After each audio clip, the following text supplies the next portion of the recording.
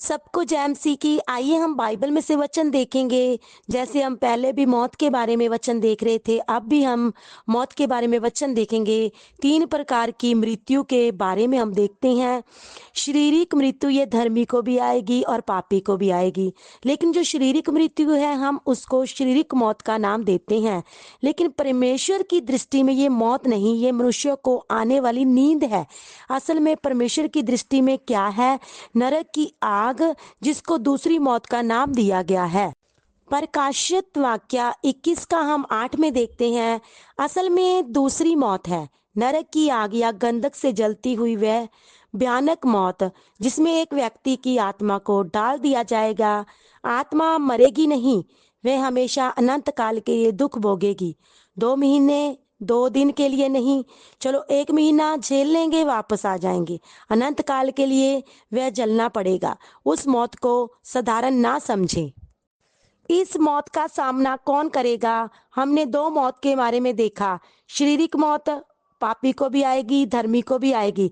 इस दुनिया में सब जाएंगे, इस दुनिया में कोई नहीं रहेगा। इसलिए वचन कहता है हम परदेसी और मुसाफिर हैं। नरक की आग, जिसको दूसरी मौत का नाम भी दिया गया है। तीसरी मौत भी है, जिसको बाइबल में पाप में मरा हुआ भी कहा जाता है।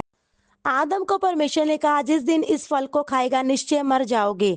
हम देखते हैं जैसे उसने पाप किया, उसका नाता परमेश्वर से टूट गया, वह पाप के कारण मर गए।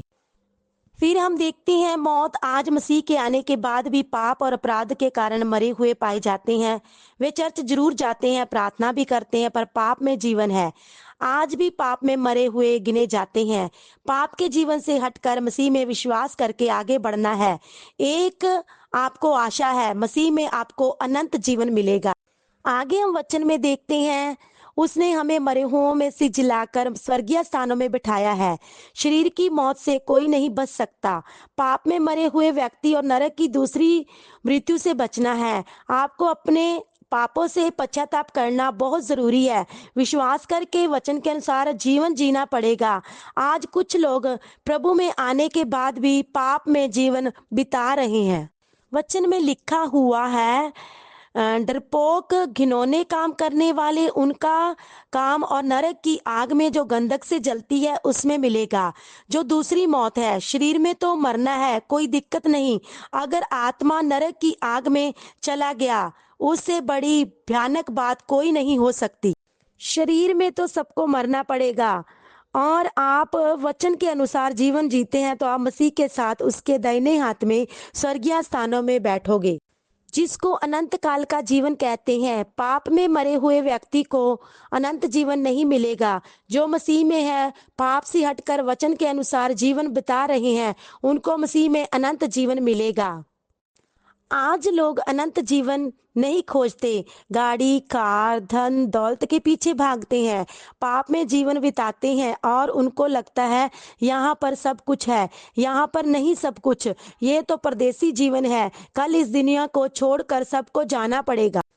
अगर आप पाप वाले जीवन को छोड़कर मसीह के वचन के अनुसार चलते हुए इस स्वर्गीय स्थानों के हकदार बनना है, ये जीवन थोड़े समय का है, यहाँ आज नहीं तो कल खत्म हो जाएगा।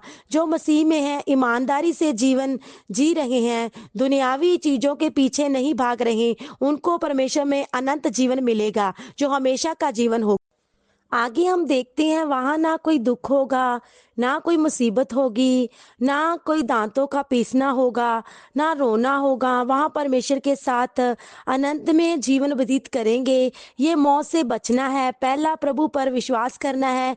सबसे पहले पाप से पश्चाताप करना है, मसीह में विश्वास लाना है और उसके वचन के अनुसार चलना है। तभी आप अनंत जीवन के वारिस हो सकते हैं। मसीह में आ गए, वो पुराना जीवन, वही पाप में जीवन जी रहे हैं, तो आपको कोई दूसरी मृत्यु से नहीं बचा सकता, कोई आपको पाप वाले जीवन से नहीं निकाल सकता।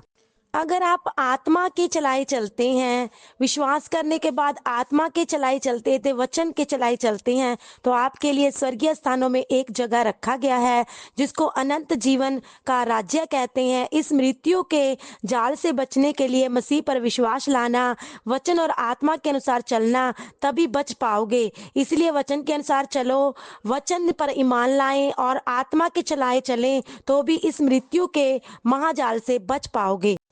कितने प्रभु के संत लोगों के शरीरों को वध कर दिया गया, पर आज वह प्रभु के साथ स्वर्गीय स्थानों में है। स्तिफनस को मारा गया पथरवा करके।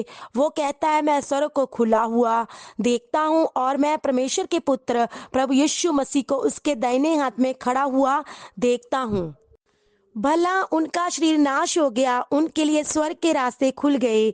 जो कोई विरोध का सामना करना पड़ता है, वचन के कारण, गलतियों के कारण नहीं, वचन के कारण, आपके लिए स्वर्ग के रास्ते, दरवाजे खुल चुके हैं। परमेश्वर ने आपको अनंत जीवन का वारिस ठहराया है। आपको दुनिया पर मन लगाने की आवश्यकता नहीं, ये आपको पाप की तरफ खींचेंगे। एक फल ने हवा को आत्मिक मौत देने के लिए योग्य बना दिया। इसीलिए दुनिया पर मन ना लगाएं, वचन के अनुसार चलें, यीशु मसीह के पीछे चलें, वे आपको इस मौत से छुड़ाएगा। आमीन।